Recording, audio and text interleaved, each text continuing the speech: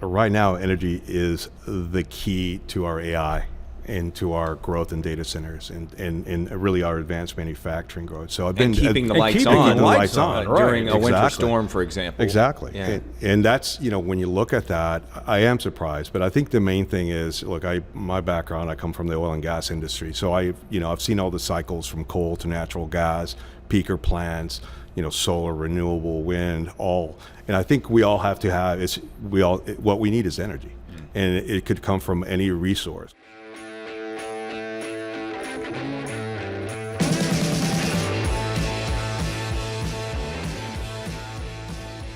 Hey, everybody. Thanks for being with us again for Yall-itics. We've taken a little bit of a road trip. It's not often we get out of the yall-itics global headquarters, but it was fun not. to It was head nice south. to get out, except for the horrible traffic jam in downtown Dallas. We are about 15 miles south of Dallas in Wilmer, Texas, right off I-45. And we are in a building here that I think is half a mile long, the building itself. And we've only seen just a small portion of it, and this thing's massive. Tiny piece massive. of it, yeah. Well, we're talking about renewable energy, and we've talked about this in previous episodes, but we're really getting a first-hand look at this today. Let me ask you, first time that you, well, let me start with the basics here. Do you own any solar panels? We have trivia here. Do you own solar panels? This should be an easy one for you. I do not. That's embarrassing. It's embarrassing. Do you? Didn't you? prepare for this. I do, actually. I bought them last year for my, I have an EcoFlow, one of those little, portable batteries. Yeah. And, freaking out into the world, stuff like that. You're a I'm like, prepper. I mean, no, I'm not that's a well prepper, known that but you're a prepper, right? Yeah, I'm a prepper. How many But canned goods do you have at home? I buried a school bus under my house full of it, so yeah, I have everything you need. But there was a deal on eBay for refurbished one of these batteries, and you can buy 400-watt solar panels with it too. I didn't know how heavy these things were, and they are super heavy, heavier than the car battery that I bought to go with this. But it's fascinating to see. And I remember 1982, going back a few years. I went to the World's Fair. Have you ever been to a World's Fair? I have not. Where was it? World's Fair in Knoxville, Tennessee. And I remember going to the U.S. Pavilion, and all it was about solar panels. This is the future. Everything's. Didn't Carter install solar panels on the roof of the White House in the 70s when he was there? And so they were saying this is the future back in 1982. And here we are, 2026, and you don't own any solar panels. I still don't. I've been let down by all this. And they're making a lot of them. So, maybe soon because they're cranking them out here. I think, too, when you see a lot of these big solar farms that you can drive past in Texas now, or you see, solar panels on the roofs of houses, you think, well, where were those made? They were probably, shipped in from somewhere overseas, China, for example, which, cranks out a lot of these. It turns out, though, that more and more of them are now being made in the United States, and even with components now that were made in the United States. And so a lot of that stuff has onshored here in the U.S., and that is where we are today. It is a factory called G1. It is operated and owned by a company called T1, which is based here in Texas. I'd like to buy a valve. And and we've got Jaime Wally with us, the Chief Operating Officer here at T1 Energy. Thanks so much for being with us today. And appreciate it. This place is stunning and enormous, and it's fairly new. It is. So the facility is about 1.3 million square feet. We started production in November 2024, first modules coming out of the lines. We have 7 lines here at the facility, and those lines were commissioned in April of 2025. So brand new. Brand new. And before you go further, there's a little bit of trivia about the size of this building, because I mentioned it's about half a mile long. Tell us the distinction for this building as far as the state of Texas goes. Well, when this building was built, it was the largest facility that was available, and that's the reason in the whole state. In the whole state at that point. Wow. Now that's changed. Yeah, data centers and so forth getting bigger and bigger. Yes. But you all held the distinction for a period. For a period of time, very short. So you guys produce 25,000 solar modules a day? Is that right? Per day. So our operations are 24/7, and we produce about 25,000 modules per day. Each per hour, we're looking at around 1,000 modules per hour. And if you're watching this instead of listening to it, is this one solar module right here? That is one solar module. That is our larger scale solar module. This is like the size of a dining room table, and you Definitely guys so. are pumping out this many a day, which is striking here. That's a good sized dining room table if that's your Is dining yours not room that big? table. You No, don't have a it's lot of people not. over. It says a I lot don't about know how you, many though. friends, Yeah, so well, I only need a one-seater, I've known actually. you 20 years, never gotten an invite, so that makes sense as well. But for someone, though, Jaime, who has never seen this before, put this in context. You guys are pumping out 25,000 of these a day. How much of an impact is that having? So our facility, we're 5 gigawatt nameplate capacity here at G1, and that's about 10% of the solar module capacity in the U.S. Wow. From this facility? From this facility. Wow. In the whole U.S. the And US. just before we go on, because I know that a lot of people get caught up on this, and I have to look this up every time I hear gigawatt, megawatt, like, okay, what does that translate to? What does that mean? And you even see variances when you start looking that up.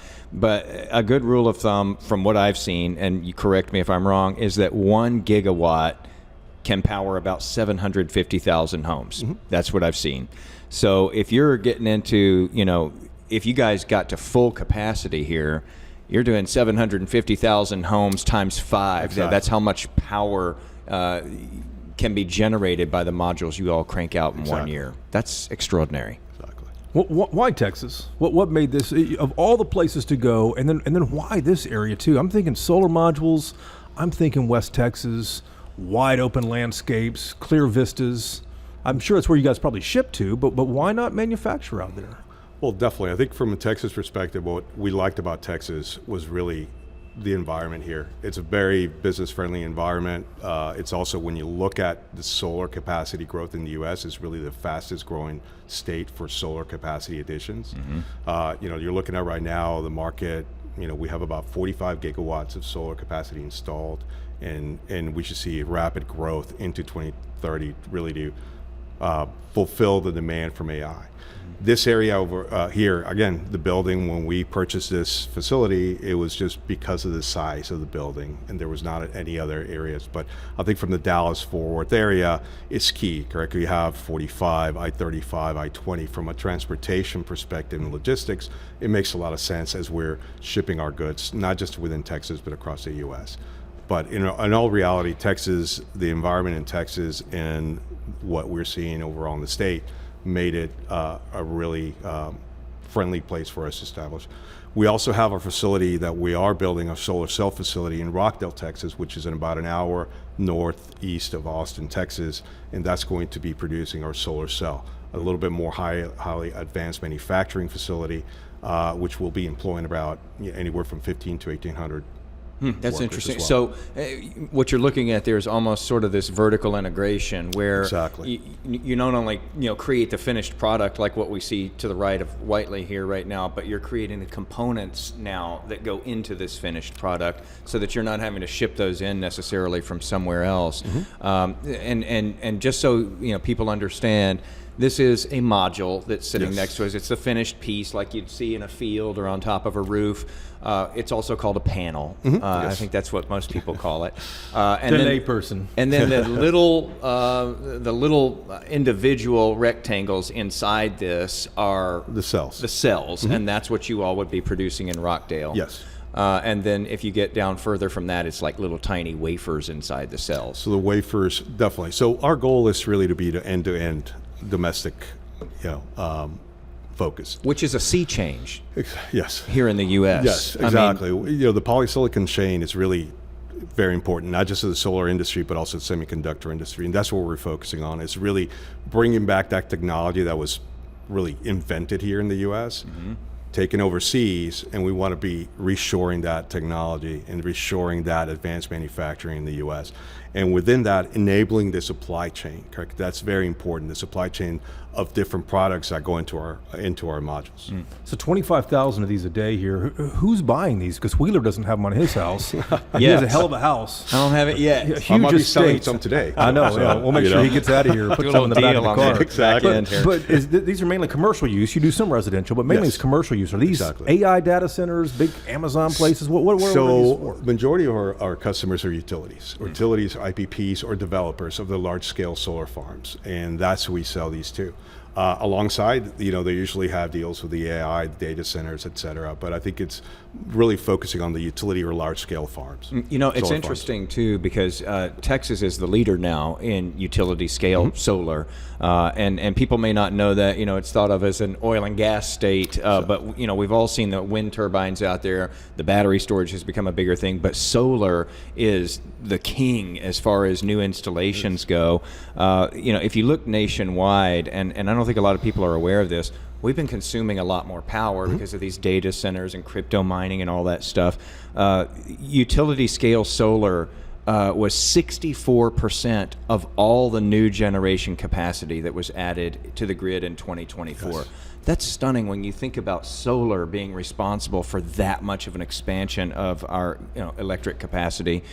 More than 25% of all the solar that was installed last year was built in Texas. Those installations went in Texas, and 35% of all the planned future solar projects are in Texas in this year and looking at next year. I mean, those are stunning figures.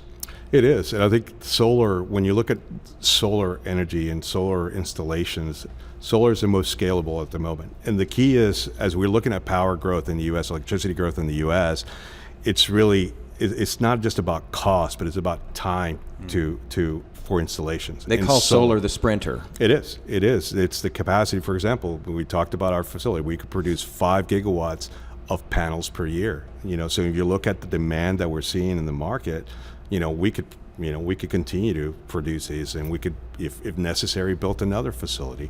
But for us, it's looking at really demand that is being driven now by data centers, by AI, by advanced manufacturing, and really solar is really the most scalable and really the quickest to market when it comes down to providing that electricity. A lot faster than building a natural gas plant. Exactly. Yeah. Exactly. We're looking at about, let's say, with everything, about 1.5 years for the solar, and about 2 to 4 for let's call it combined cycle. We did a podcast episode with Pablo Vegas, the CEO of ERCOT, the grid manager in Texas, last year, and he was talking about how renewables are really saving our butts here in Texas.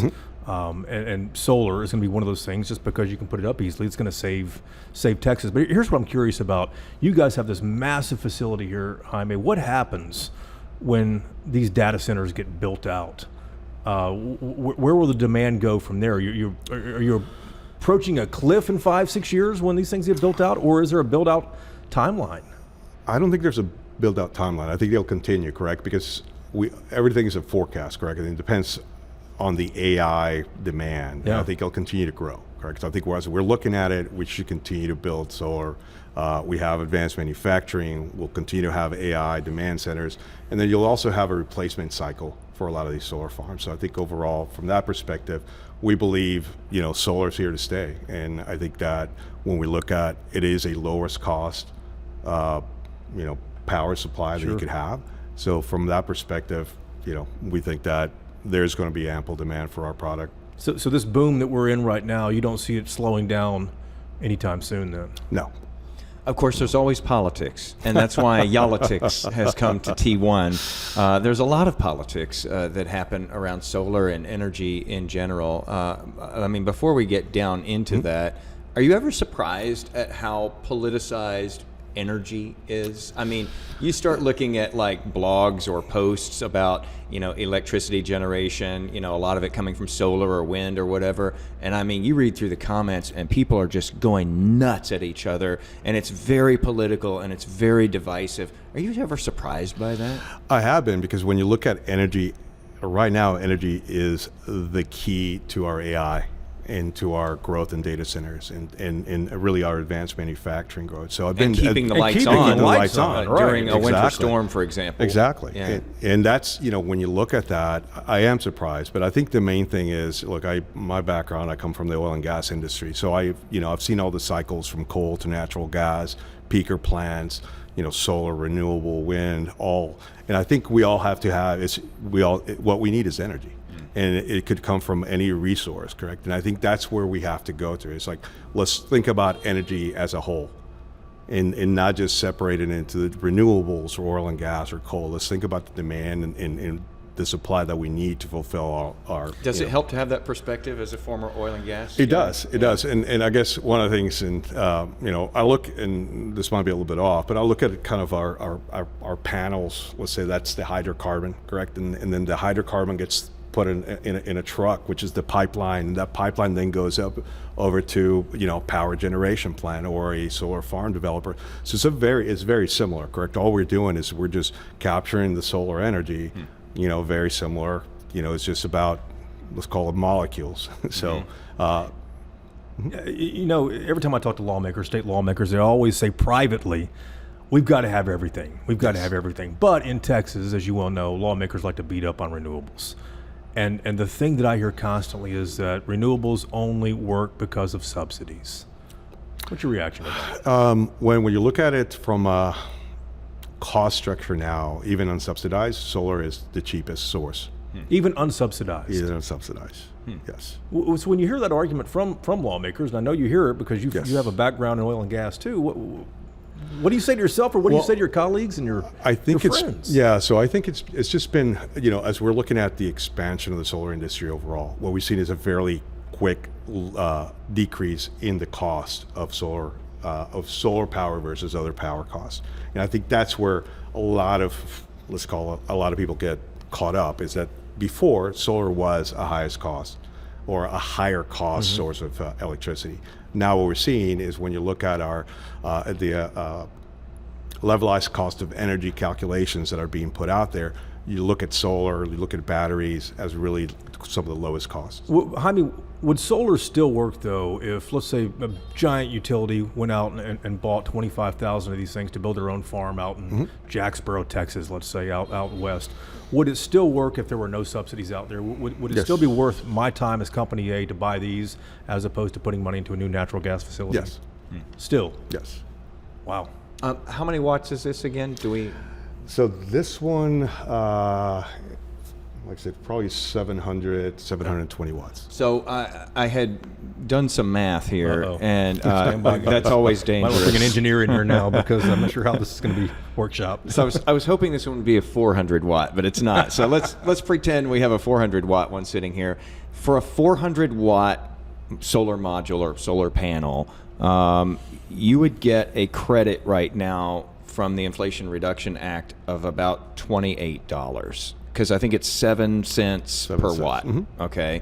And I don't know how to do the math fast enough on I guess it would be 49-ish or so for one this size.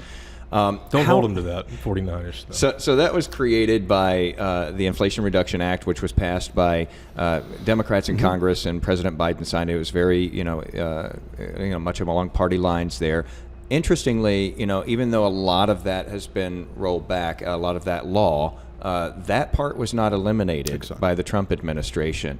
How crucial is that 7 cents per kilowatt that you all produce? How crucial is that to keeping the business going and making things profitable and helping you to compete with places like China, which really subsidize their industry and can sort of flood the market with very cheap panels? Yeah, I think it's important, correct? I think the main thing is because it supports American advanced manufacturing, and I think that's what the administration really focused on when they were looking at the changes in that law. So we're very happy that it continued to be part of that. That there was no changes within that, but it's important for us because it continues to again help us really ramp up American advanced manufacturing and really focus on the supply chain that we provide. For example, this facility here, we employ about 1,200 employees or so. Annual.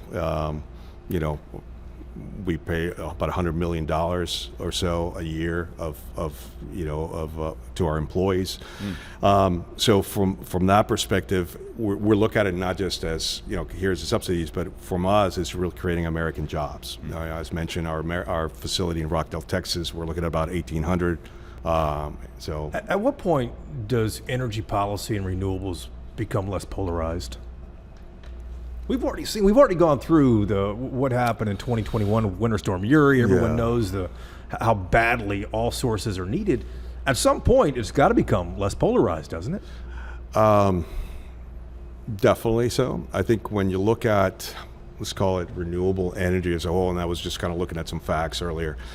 Early in February, solar provided about 60% of the supply for the power demand in Texas. So in a sense, it's... Let's just reiterate that. 60% of the electricity being used was from solar panels. From solar. In And that was Texas. a record. Texas. That was a record. But Correct. it's not 20 unusual to see 20, 30, 40% coming from solar. Exactly. I don't think people realize that in this Exactly. state. And they still like get in the comment section and love to criticize this. Oh, we need more oil and gas jobs. We talked about the Inflation Reduction Act and the credits that you all get from that. When that was, I guess, when that was sort of in the works, the U.S. was producing about 9-ish gigawatts of solar panel capacity each year. The year after that went into effect, we jumped to 16 gigawatts per year being produced here in the U.S. By 2025, that topped 50 gigawatts worth of solar panels being produced here in the U.S. So it's supercharged. That law supercharged investments and created a lot of jobs here in the solar industry. As you mentioned, under the Trump administration, the One Big Beautiful Bill Act that Republicans passed last year left that credit in place. But they also did start phasing out faster the people who install these solar panels. They phased out that incentive for them. So there's a 30% tax credit for the installation of these things. And that was supposed to last for more and more years from now. But what's happening now is this July, you have to have already started your project to still get that 30% credit, and you have to finish that project, you finish installing it by the end of next year. Is that going to be a cliff for you guys? I would imagine that could make for some great sales of solar panels now, so that people can get these projects underway by July so that they can get that credit. By the end of 2027, when they're no longer getting that credit, is that going to impact you all? So we're not seeing that overall. We are seeing the demand, correct, for these projects they call safe harbor projects. Is the rush on? There is, but we're also continuing to see a lot of demand in 27, 28, and 29. And when you look at it, definitely the credits help a lot of the developers. But one of the things that we have to start seeing is really the power prices, what the data centers, what the hyperscalers are paying for the power prices. But yeah, our demand, from conversations, our pipeline continues to be fairly strong into 27, 28, 29. So it sounds to me like the installers may not have as much incentive after that, but what saves you all is these, especially these data centers that are so thirsty for electricity. And as we've mentioned, solar is one of the fastest things to ramp up to meet that demand. That's what saves you after that credit goes away, isn't it? It should. Again, as you look at some of these projects, even some of the 28 projects have been, let's say, safe harbored, so you're able to have that overall. A lot of these developers always have a domestic credit, domestic content credit, which that's what we're trying to do, again, from building our facility in Rockdale, installing those cells into our modules here and helping them get additional credits from our products. But and overall, I think the developers are looking at ways of, improving their economics, and I think it has to go all the way to what their customers are paying for that power. How much is big tech helping out as far as they need, as Jason said, they're thirsty for electricity? Are they helping out? Are they working on behalf of you guys at all in DC and trying to get things rolling? Definitely. I think you've seen a lot of OpenAI. Sam Altman was very vocal in regards to what needed to be done to power this AI scale up, let's call it. Very similar to what kind of Elon Musk said in Davos, I believe, that he's looking at solar, 100 gigawatts of solar in the U.S. So I think overall you have a lot of the CEOs from all these technology companies looking at it. You have Google. I believe that Google just did a deal with AES right over here in Texas. So you have a lot of these companies really focusing on driving the demand for additional power in the U.S. Is that all just talk, though, or is that actually materializing in D.C. and in Congress and in state legislatures as far as making sure that businesses like this are able to sustain themselves decades into the future? Well, not sure what the I would say the word in Congress or in the political Yeah. circles are. It's always but- changing. Yeah, definitely so. But I think overall they're being They get it. they get it. The CEOs, like I said, CEOs of all the technology companies, the hyperscalers, et cetera, definitely are pushing that agenda. That energy is the key to unlocking AI in the U.S. How much do you, I know that you're back and forth all over this state. How much time do you end up spending in Austin and having to talk with lawmakers and legislators, or is that someone else's joy at the company? Yeah, well, I think yes. I've spent some time with legislators, but really our CEO and our government relations and our head of communications really spearhead that effort, and we are very vocal in Washington. We are very vocal in Austin as well. And do you get listened to? We do. Yeah. We okay. do. And again, as I mentioned earlier, we're all about energy. Correct. It's not. We're not trying to define ourselves as a renewable energy. It's about energy and providing energy to the U.S. Mm-hmm. And an interesting thing, just because you've straddled this fence and been in oil and gas, a lot of those big oil and gas folks who are way out in the middle of nowhere desperately want a solar or wind installation in a lot of cases near them, so that they can run their operation that's going on there, looking for oil and gas. Exactly. You've seen a lot of like when you look at the Permian Basin, you've seen a lot, from wind to, we talked about earlier, West Texas. You've seen a lot of these solar farms or wind farms. If you look at Pioneer Natural Resources in the past, they were really focusing on building their renewable portfolio. So you look at very different ones. As they're electrifying their sites, they definitely need a lot more power. It's all, I don't say it's all roses, but things look up right now, really, for this business and energy in a whole. But what concerns you most right now?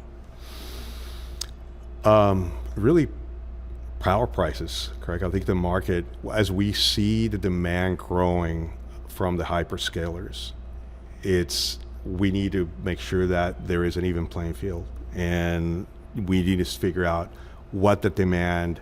How is that demand? How is the supply going to meet the demand? The other thing is really for us is a domestic strategy. We need to really focus on building a domestic supply chain to fulfill the demand that we're seeing here in the U.S. And when you say power prices, explain that a tad more here, because these AI data centers and they're sucking up a lot of electricity as fast as you guys can turn these out, right? Yes. So explain what that means to our listeners who might not understand, who are thinking, hey, Yeah, we I might just be paid a lot of money for my last electric bill here. Yeah, we might be complaining about the bills now Sure. and not even thinking about what they might be in a year or 2 years or 3 years. And as that more concerns more you, of these though, data right? centers come online. It concerns, but it concerns me. But it's also where we come in to create that solution. It's an opportunity for you guys. Exactly, by manufacturing the solar panels here and helping that demand from not just from residential advanced manufacturing and hyperscalers.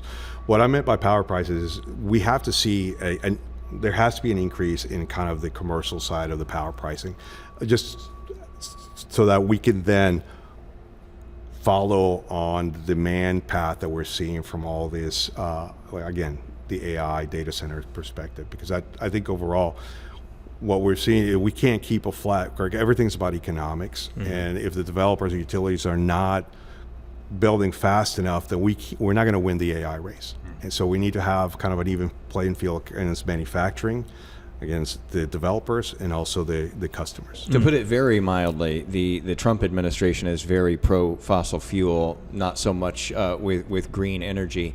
How much does it help your case, though, to be able to say, we're American owned. We are, now creating our own factories to create the components for these panels. We are now moving into, if we look at this one, it's got an aluminum frame, but now you're looking into this year, expanding into steel, U.S. steel on these. How much does that sort of help the conversation? It does. We have very strong relationships with partners.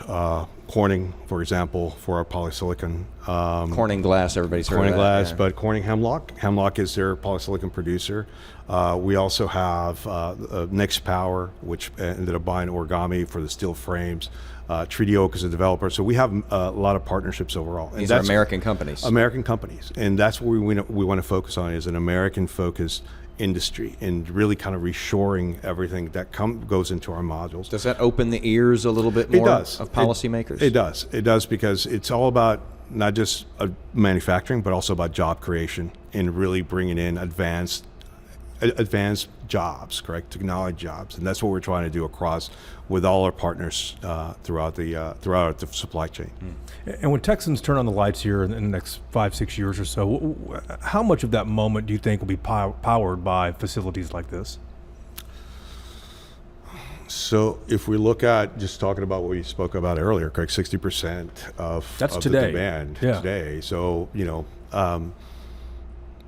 we could look at anywhere from 70% or so, correct? I think that, or higher. It just depends on the growth overall. So it's a tough question. I don't have the right answer for you there, Jason. Wow. So let's talk a little bit about this facility here. It was originally constructed by a Chinese company called Trina, I believe it is. And you all were sort of out front of what was happening, I guess, in Washington and sort of the changing winds politically anyway. So in December of 2024, was it that they sold to you all? Yes. Okay, and then you rebranded as T1 Energy, American-based and American-run, Texas-based actually, Texas-run. No longer a Chinese company, even though they still have like a 13% or so stake, I guess, in you. That fits easily under what came next from DC. It's almost like you anticipated it, where they started to say, hey, we don't want these big, huge, solar factories that have been created here. We don't want those to be owned by Chinese companies. And so they put a limit on how much a Chinese company, can have a stake, and the stake they have in you all is much less than that limit. And so that keeps you in good graces for receiving those tax credits. Are there other companies that produce solar panels that didn't get in under that threshold fast enough and might see their tax credits disappearing this year? And is that an opportunity for you guys? There could be. Not sure in regards to how they went about in meeting the regulatory demands. Overall, we were very focused on that throughout last year, making sure that our legal teams, our executive management team, our board, really focused on that. And so from the perspective of others out there, not sure in regards to what their reliance on let's call it Chinese ownership, et cetera, is. But look, opportunities are always there for us. But as T1 Energy, we made sure that we were really focused on working with what the administration had put in front, and really meeting all that criteria. You really saw those winds changing there in December of 2024 and got in front of that. We did. And so we started working on a lot of that early on, even before July of 25, and just making sure that we were, again, really focusing on American manufacturing. You talked about the American supply chain too, and how important that is. We saw that during the COVID with the silicon chips, just a few places that build those. But is the American supply chain important to you guys for economics, politics, national security, all of the above? Why is it so important? All of the above. I think that overall, our goal is really reshoring technology, and I think that that's what we've been focusing on. We've been focusing on creating a large, advanced manufacturing company. When we look at the American supply chain, what it does, from a jobs perspective, definitely helps on the job side. And from us is just making sure that we have that technology back in the U.S. And that's what Republicans and the president would say. Listen, this is the whole thing we've been trying to do, is to reshore technology and industry and manufacturing. And you guys are actually living that out here. Yes. In Wilmer. Wow. Yes.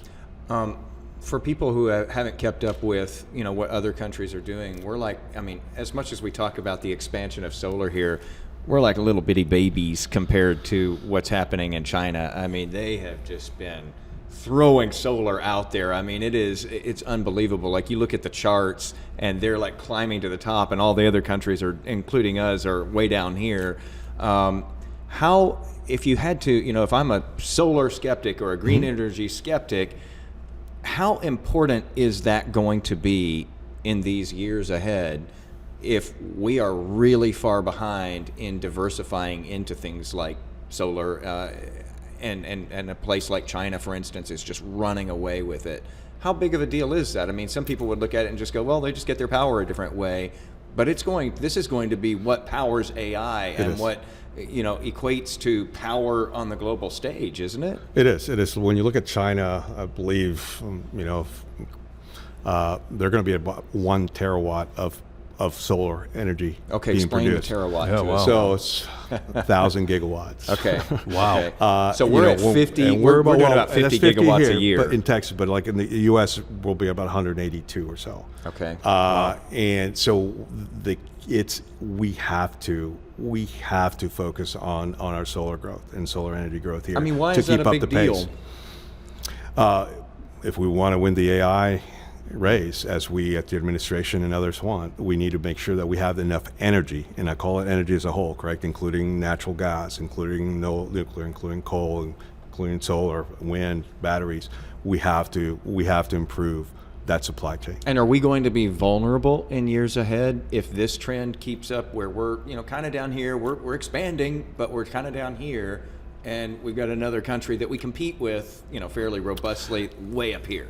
They've been ahead of us in some of the, let's call it, in the expansion of solar, and I think that's what we're doing here as well, correct? Is bringing that technology back, making sure that the U.S. has a stronghold on manufacturing of solar. Solar panels, solar cells, and the supply chain overall.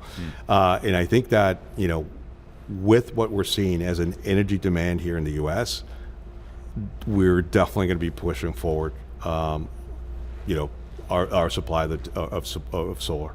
Wow. So 25,000 of these solar modules a day here. What would I pay for one of these if I went to go pick one up? Depends on how many you buy, Jason. If you buy a lot of them, they this might one cut right you here. a break, I'm not sure, a deal.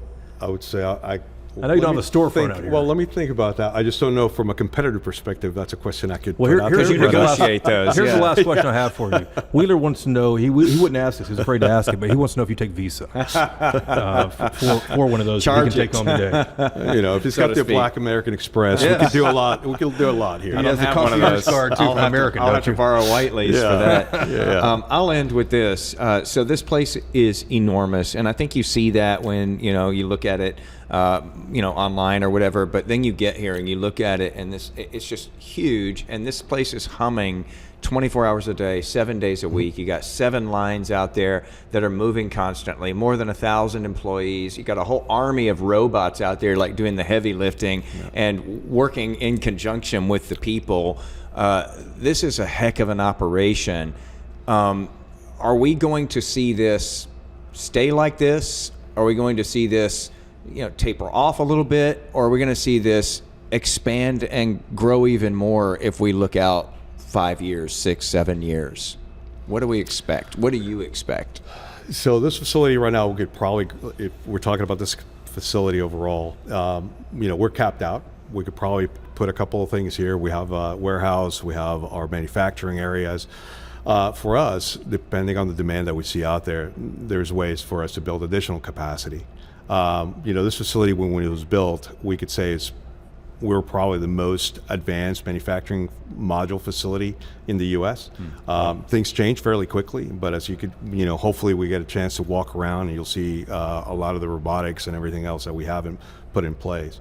So it depends on the market demand overall. We have a very core teams that have experience in the solar industry. And so we're really just expecting what we see from a demand perspective. They're built out, Wheeler. They're built out. Well, I would say that it's a pretty good build out. This place is enormous, and we fascinating. really appreciate you taking the time, because I'm sure that there's a gazillion other things out there that you're overseeing, and this is a lot of time for us to take. Well, no, I appreciate you guys having me. Fascinating. Energy, it really is the key to unlocking AI in the U.S. That's the message here that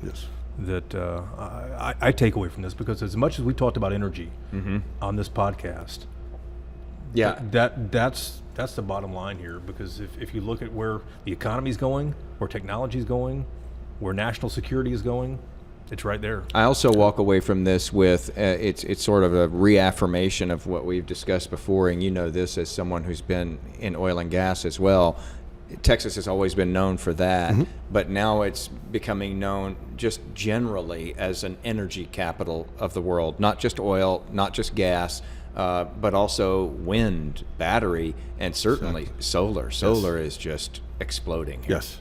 Yeah, and Wilmer, Texas, huh? Who would have ever thought Wilmer, Texas? This place right here, and they're built out. Jaime, thanks so much for having us here. We really appreciate it. Well, I appreciate it, guys. Thank you.